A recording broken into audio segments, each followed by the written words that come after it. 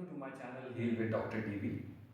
Imagine करिए आप ज़िंदगी के कैसे क्रॉस रोड्स पे खड़े हुए हैं, जहाँ पे एक रास्ता आपको शॉर्ट टर्म ग्रेटिफिकेशन देता है और दूसरा रास्ता आपको long term fulfilment and self realisation के पार पे ले जाता है। कौन सा रास्ता चुनेंगे आप? कैजुअल सेक्स बिफोर मैरिज, ये एक ऐसा डिबेट है जो कि बहुत ही थॉट प्रोवोकिंग है। और जिस सोसाइटी में हम रहते हैं, जिस समाज के हम कस्टम्स, रिलीजियस बिलीव्स, नॉर्म्स को फॉलो करते हैं, उसकी फाउंडेशन को ये शेक करता है।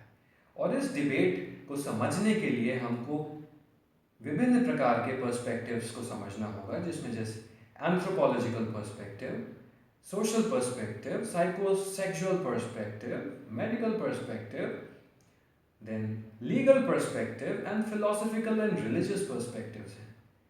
और अगर देखा जाए एंथ्रोपोलॉजिकली, अगर जो मैरिज का इंस्टीट्यूशन है ये सदियों पुराना है, लेकिन sex came even much before that since evolution has happened. But anthropologically marriage के इंस्टीट्यूशन ने एक स्टेबिलिटी दिया, ह्यूमन एवोल्यूशन को सपोर्ट किया और जो ऑफस्प्रिंग्स पैदा हो रहे हैं उनको लेजिटिमेसी और उनके लिए एक स्टेबल एनवायरनमेंट क्रिएट करा।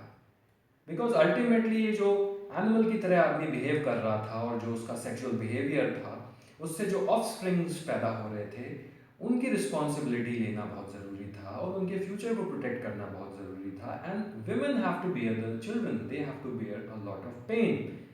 तो एंथ्रोपोलॉजिकली मैरिज के इंस्टीट्यूशन ने एक इंस्टीट्यूशनलाइज करा समाज के एक स्ट्रक्चर और व्यवस्था को। और सोशियोलॉजिकली अगर हम देखें तो social norms have been always evolving. आज कैजुअल रिलेशनशिप बहुत कॉमन हो गए हैं। बहुत से लोग जो हैं, जो मैरिजेबल एज के हैं, डेटिंग साइट्स पे मिलते हैं और उसके बाद में एक दूसरे को समझने की कोशिश करते हैं। Ideally they should go for a long term relationship, but होता क्या है कि उनमें से हो सकता है एक या दोनों कोर्स करते हैं दूसरे पार्टनर को कैजुअल सेक्स के लिए विदाउट एनी अटैचमेंट्स। एंड हमारी सोसाइटी, हर कल्चर में डिफरेंट नॉर्म्स हैं और हम इंडियन सोसाइटी के नॉर्म्स के हिसाब से चलते हैं, लेकिन इंडियन सोसाइटी में भी सोशियोलॉजिकली बहुत चेंजेस आए हैं। और अगर साइकोसेक्सुअल पर्सपेक्टिव देखा जाए तो रिसर्च ये बताती है कि जो लोग कैजुअल रिलेशनशिप्स में इंडल्ज कर रहे हैं और अपने को एक्सप्रेस नहीं कर पा रहे हैं क्योंकि वहाँ पे उनको अटैचमेंट रिलेटेड इश्यूज आ रहे हैं, आगे चल के ऐसे जो कैजुअल रिलेशनशिप्स हैं इनका कोई फ्यूचर नहीं है, कोई स्टेबिलिटी नहीं है। बट जब ऐसे लोग आगे स्टेबल रिलेशनशिप्स और मैरिज में जाते हैं तो वहाँ पे उनको बहुत सारी adjustments and attachment related problems आती हैं। और ये पूरा जो प्रोसेस है, इसमें एंजाइटी, डिप्रेशन, पीटीएसडी, ट्रॉमा, विभिन्न प्रकार के साइकेट्रिक डिसऑर्डर्स लोगों को हो रहे हैं जो इन रिलेशनशिप्स में इंडल्ज कर रहे हैं। तो ये सोचने वाली बात है। और अगर हम मेडिकल पर्सपेक्टिव देखें तो आज जो भी ये रिस्की बिहेवियर इवॉल्व करता जा रहा है, that is leading to a lot of infections and sexually transmitted diseases. So one has to be very very careful about that, especially young people who are new and who are having an hormonal surge and they don't have any understanding about what they are looking for in a partner.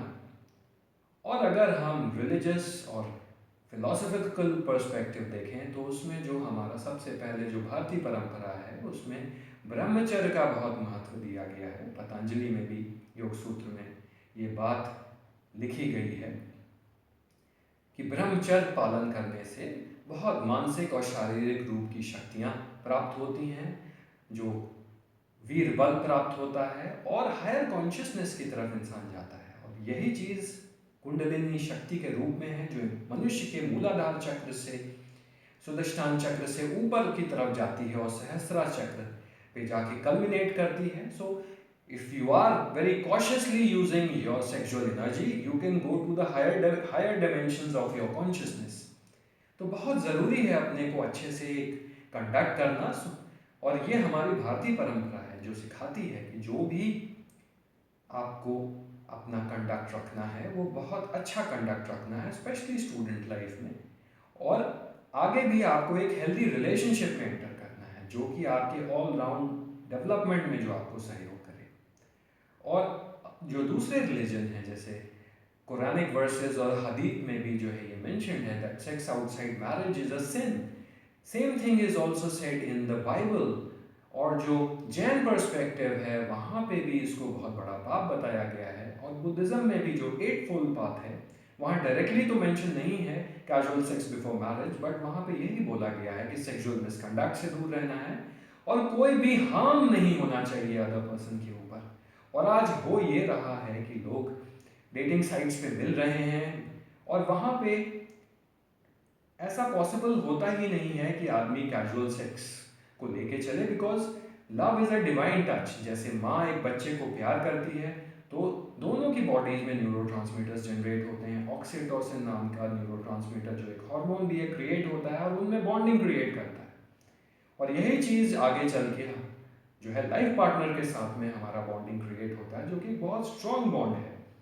और ऐसा हो ही नहीं सकता है, दो लोग अगर casual relationship में जाएंगे भी तो आगे चल के उनके इमोशंस इन्वॉल्व होंगे। हो सकता है उनमें से एक पर्सन ज़्यादा इमोशनल हो यूजुअली, और बॉयज़ भी इमोशनल होते हैं, गर्ल्स भी इमोशनल होती हैं, और वहाँ पे फिर उनको इंजरी होती है। वहाँ पे उनको जब ब्रेकअप होता है तो वहाँ पे बहुत सी साइकियाट्रिक प्रॉब्लम्स होती हैं, और ऐसे लोग बहुत से मेरे पास क्लिनिक में आते हैं।